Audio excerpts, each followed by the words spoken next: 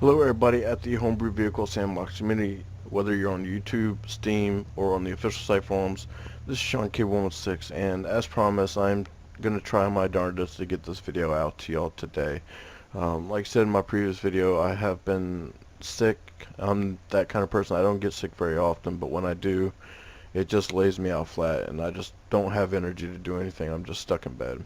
So in today's video, we're going to be taking a look at the forums and what's coming our way with those.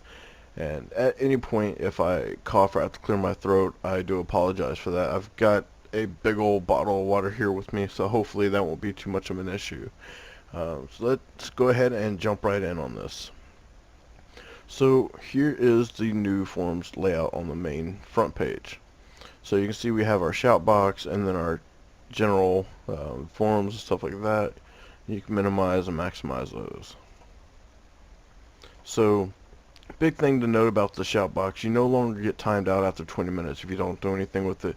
It's always open. There is a 5-second cooldown between posts, so you can't spam. If I click on the icon here, you can see it automatically posts their name there, and then I can put in a test message like you see here. And then if I click on their name, it will actually take me straight to their profile. With the insert smiley, you can see it just gives you the list of the smileys that are currently there. And then up at the top, you can see these here for quick getting around for new posts overall, say for the past few days, or specifically today's new post. User CP, will go over that here in a minute. And then who's online on Steam, will also go over that here in a minute. So that's just how that is right now. There's nothing really else to go over on this screen. So let's go ahead and close out of that. Now, this is IGN's profile. As you can see, he's got a title right here called the Keymaster, his name. You can see his post information and how to contact him. And you can also add him to buddies list. Now, what you see here is he's offline. He doesn't have the forums open at all, as well as his Steam. He currently is set to snooze on Steam. So that's about it for that. Now here is user control panel. This is where you go to change all your passwords and everything, edit your picture, whatever have you. And Steam integration is where you go to link your Steam account to the forums. That way, say you don't have your Steam loaded up, but you want to see if a certain person is playing Homebrew or anything like that, you can just simply go to here and take a look at it. So this is where you just link it up, and if you don't want your Steam linked anymore, you can just do decouple Steam. Now here it is right here. It shows the people that have come to the forums, which of course is myself and developers, to see who is on Steam, who's not, and it's planned to have it so if they are in a game, they of course have a green glow and you can hover over and see what game they're in. So that's going to be a nice little touch. Now for me, if we take a look here, you can see I have a reputation. Now that reputation is earned through posting, helping people out and stuff like that. So let me drag this over here. There we go. And you can see when you first start out and you have 0 rep, you're going to be a minge bag, which any old Gmod players from way back in the day when it first came out would know and understand that. Some people today might not know what that is. It's basically a troll. So yeah. But once you earn enough, then you get the title of Rocket Surgeon after your reputation is high enough. These are subject to change or be put in a different order or just removed and changed out with new names. That's something I don't know yet.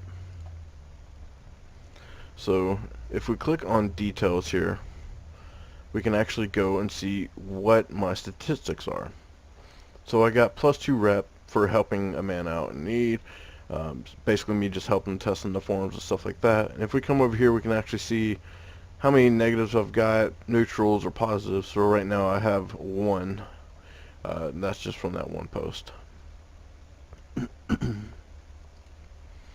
Other than that, that's pretty much all there is for this page. Like I said, you just change your settings and everything here. So, yeah. Let's go back to home. And we're going to go ahead and take a look at events next. So basically what events is saying whether the developers or the community come up with a race or a challenge or something like that, you can set a deadline or have a race scheduled. So that's something that you can do there. So let's go ahead and scroll down, and we're going to do a public event. So here we're going to call it test race setup. And then single day means that that race is only going to happen at that day at a specific scheduled time. Ranged, meaning like maybe you're doing a tournament and so you're going to have 3 or 4 races the first day for the first bracket, the next day for the second bracket, and so on and so forth.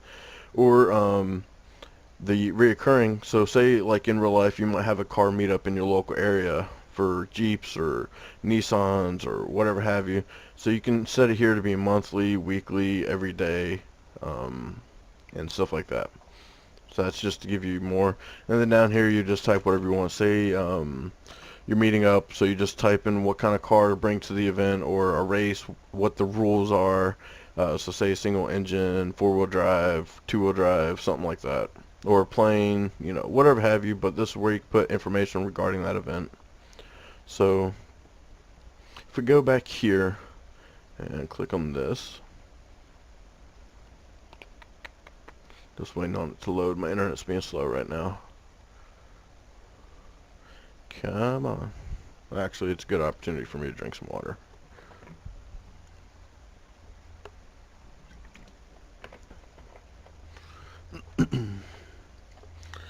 Load already. What the heck, man? My internet is hating me today. There we go, finally. So as you can see, it would break it down by the day, and this is where you can see descriptions and stuff like that for events.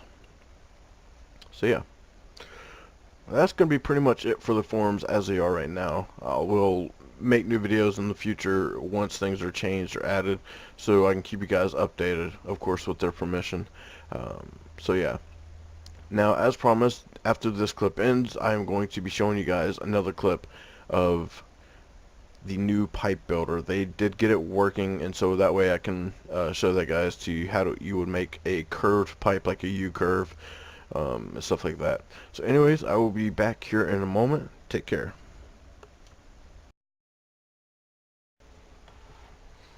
Alright, everybody, I am back. So let's go ahead and jump right into this. So let's go ahead and get a curved pipe, which I had showed you before, but now we can do a lot more with it. So let's go ahead and spawn that. We got our weld tool up. Let's weld that on right quick. And this is where we see the adjustment tool and how we make curved pipes. So real quickly, we'll just do 20/40, and then we'll come over here and do 20/40 again. There we go. So you can see we have a nice curved shape, and if I want, I can move this, make it sharper or whatever. Maybe I don't want it that high, so I'm just going to bring it down. There we go. And just like before, we can still move it side to side if we so choose. Now the thing to note, whenever you're making a custom pipe like this in the general build area, it's not going to save that piece. You will need to actually go into Pipe Builder, make a piece there, save it, and give it a name and whatnot. And then that way you can use that same custom pipe over and over and over. So yeah, that's the new system, and you can get pretty crazy with it. Now, I did want to show this. This is a glitch in the pipe. They are going to be fixing this so it no longer does this. It'll stay nice and smooth. But yeah, so let's go ahead and swap over to the pipe builder real quick.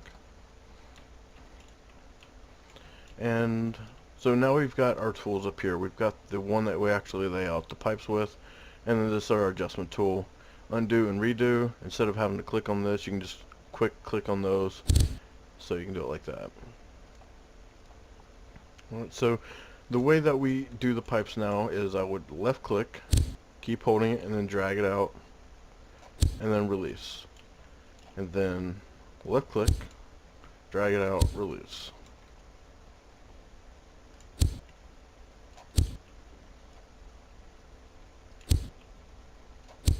So there we go. Now, nothing too crazy yet, but don't worry. So now we can see that we have those same blue nodes and lines. So if we take it and we stretch it, we can make some crazy curves. Now the thing here, the font and the color is going to change, that way it's more easily seen. Because if you come to an area where there's a glare, you can't really see the numbers at all. Of course, I'm not at the right angle right now, but just trust me on that.